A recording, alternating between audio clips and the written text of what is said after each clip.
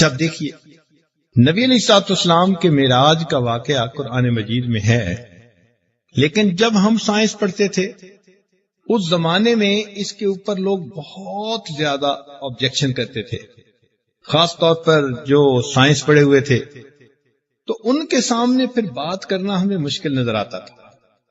وہ کہتے تھے کیسے جو ہے نا وہ تھوڑی دیر کے اندر وہ آسمان پہ بھی چلے گئے اور واپس بھی آ گئے اور ٹائم بھی لیپس نہیں ہوا، پانی وضو کا چل رہا تھا، گرم تھا بستر۔ تو ہم اس بات کو سائنٹیفکلی ایکسپلین نہیں کر پاتے تھے، لیکن جب ہم نے خود سائنس کے اندر تھیوری آف ریلیٹیوٹی پڑھی تو اب آ کے بات سمجھ میں آئی۔ آئنسٹائن کی یہ تھیوری ہے۔ آئنسٹائن وہ سائنسدان ہے کہ آج کی سائنس کی دنیا میں اس کی اس طرح عزت کی جاتی ہے جیسے دین کے میدان میں کسی پیغمبر اسلام کی عزت کی جاتی ہے۔ اس نے تھیوری آف ریلیٹیوٹی پیش کی، اس میں اس نے ایک کنسپٹ دیا ٹائم ڈائلیشن کا۔ وہ کنسپٹ یہ تھا کہ اگر ایک فریم آف ریفرنس ہے تو اس فریم آف ریفرنس کے اندر ٹائم گزرنے کا اپنا ایک معیار ہے، ایک اور فریم آف ریفرنس ہے تو اس کے اندر میں بھی کہ ٹائم زیادہ تیزی کے ساتھ گزر رہا ہو یا دیر کے ساتھ گزر رہا ہو۔ چنانچہ یہ ریلیٹو ٹائم ہے۔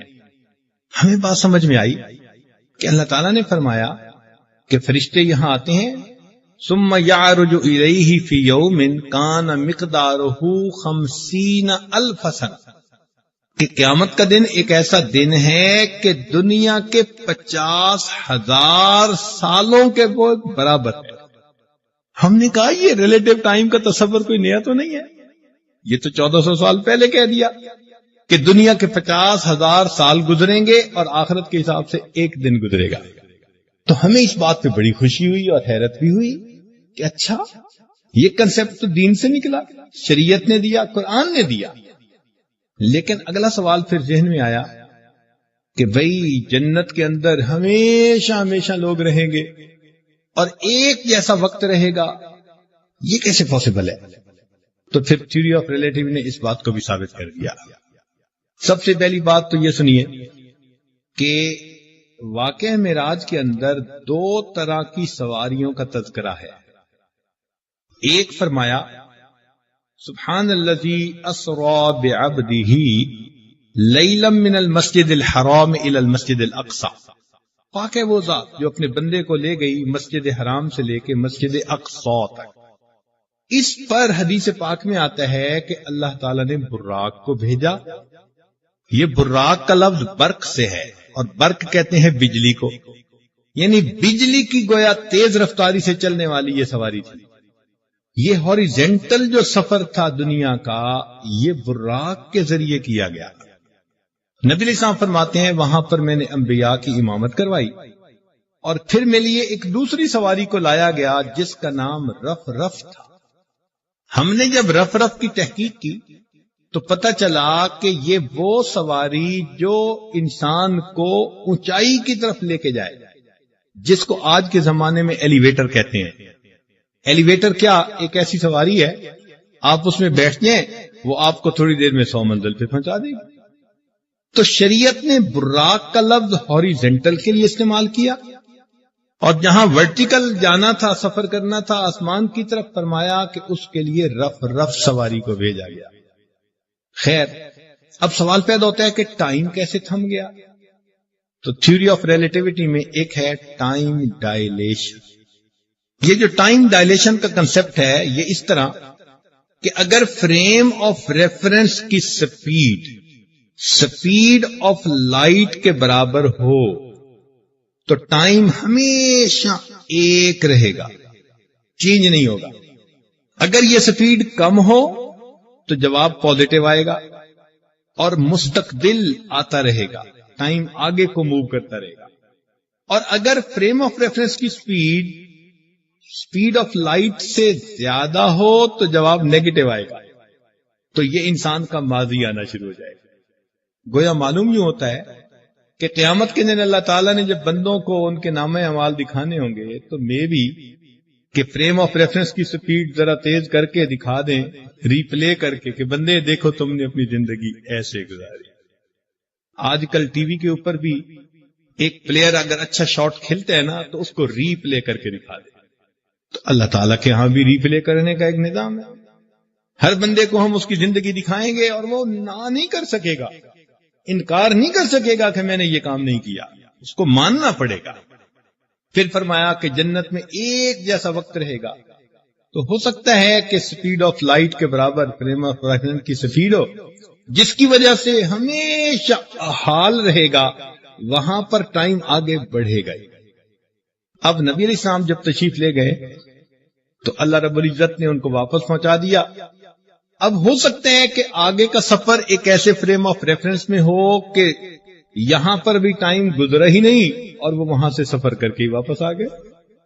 ہمارے یہاں دیہاتوں میں جب لوگ صبح صبح اٹھتے ہیں نا اذانوں کے وقت, تو وہ ہل چلانے کے لیے اپنی زمینوں میں چلے جاتے ہیں, منہ اندھیرے چلے جاتے ہیں, اور وہ صبح 9-10 بجے تک ہل چلاتے ہیں. چونکہ محنت مشقت کا کام ہوتا ہے, وہ گرمی سے پہلے پہلے اس کو سمیٹتے ہیں. جب 9-10 بجتے ہیں نا تو اس وقت ان دیہاتیوں کو خوب پسینہ آیا ہوتا ہے اور خوب تھک گئے ہوتے ہیں, ایگزاسٹ ہوتے ہیں. اب ان کا جی چاہتا ہے کہ کوئی ناشتہ لائے, پینے کو لائے اور ہم کچھ کھائیں پیئیں. تو ہم نے دیکھا کہ ان کی بیویاں اس وقت میں ان کے لیے ناشتے تیار کر کے پھر لسی ساتھ لے کے تو وہ جاتی ہیں اپنے خامدوں کے پاس تاکہ ان کو ناشتہ وہاں کھیت میں کروا سکیں. تو وہ جیسے ہی اپنی بیوی کو آتے دیکھتے ہیں نا تو وہیں ہل روک دیتے ہیں, پہلے ناشتہ کرتے ہیں, بعد میں کوئی کام کرتے ہیں. اس پر کسی شاعر نے ایک عجیب مضمون باندھا. وہ کہتے ہیں کہ پیا لونگ دا لشکارا تے حالیاں نے ہل روک لے. یعنی جب بیوی کے وہ لونگ کا لشکارا پڑتے ہیں نا تو ہل چلانے والا اپنے ہل چلانے کو روک دیتا ہے. ہمیں بھی کچھ یوں ہی لگتا ہے کہ محبوب کے لونگ کا جو لشکارا پڑا تے حالیہ نے, اللہ تعالیٰ نے بھی زمین کے نظام کو روک دیا اسی جگہ. ملاقات کے بعد واپس آئیں گے, جہاں سے ٹائم تھا وہاں سے آگے چلنا چاہیے. تو آج تھیوری آف ریلیٹیوٹی کو ایکسپلین کرنا, واقعہ معراج کو ایکسپلین کرنا, یہ بہت آسان نظر آتا ہے. اللہ تعالیٰ ارشاد فرماتے ہیں یسألونک عن الاہلہ, اے میرے پیارے حبیب یہ آپ سے چاند کے بارے میں پوچھتے ہیں. قل ہی مواقیت للناس, آپ فرما دیجئے کہ یہ انسانوں کے اوقات کے لیے ہے. دین اسلام نے جو تقریبات ہیں ان تقریبات کو چاند کے ساتھ نتھی کیا, اور جو روزانہ کی عبادات ہیں ان کو سورج کے ساتھ نتھی کیا. مثال کے طور پر روزانہ 5 نمازیں پڑھتے ہیں, مگر ریفرنس کیا ہے؟ سورج. سورج نکلنے سے پہلے فجر پڑھ لو, سورج کے زوال کے بعد ظہر پڑھ لو, جب سورج اتنا ہو کہ سایہ دگنا ہو جائے تو عصر پڑھ لو, سورج غروب ہو جائے مغرب پڑھ لو, اور جب سورج اتنا نیچے چلا جائے کہ ستارے چھٹکنے لگیں تو عشاء پڑھ لو. تو آپ دیکھیں کہ 5 وقت کی نماز کا تعلق سورج کے ساتھ ہے, لیکن جو سال کی تقریبات ہیں ان کا تعلق ہمارے چاند کے ساتھ ہے. چنانچہ محرم کا مہینہ, ربیع الاول کا مہینہ, یہ رمضان کا مہینہ, یہ ذی الحجہ کا مہینہ, یہ مہینے کس کے ساتھ ہم لے کے چلتے ہیں؟ چاند کے ساتھ لے کے چلتے ہیں. اب چاند کا جو مہینہ ہوتا ہے وہ کبھی 29 دن کا اور کبھی 30 دن کا. تو یہ ہمیشہ مسئلہ ہی رہتا ہے کہ بھائی پتہ نہیں مہینہ کتنے کا ہوگا, لہذا ہر مہینے کے اینڈ پر وہ کمیٹی بیٹھتی ہے چاند دیکھنے والی, اور وہ پھر دیکھ کے ڈیسائیڈ کرتی ہے کہ چاند نظر آیا یا نہیں آیا. اب یہاں پر اکثر جو ہے ہم نے کافروں کو یہ آبجیکشن کرتے ہوئے دیکھا کہ تم کیا لیونر کیلنڈر کے پیچھے پڑے ہوئے ہو, ہم سولر کیلنڈر کو فالو کرتے ہیں اور ایگزیکٹ ہر چیز ہوتی ہے اپنی جگہ. تم مسلمان لیونر کیلنڈر کے پیچھے ہو, تمہیں تمہارا چاند نظر ہی نہیں آتا, تمہیں پتہ نہیں ہوتا رمضان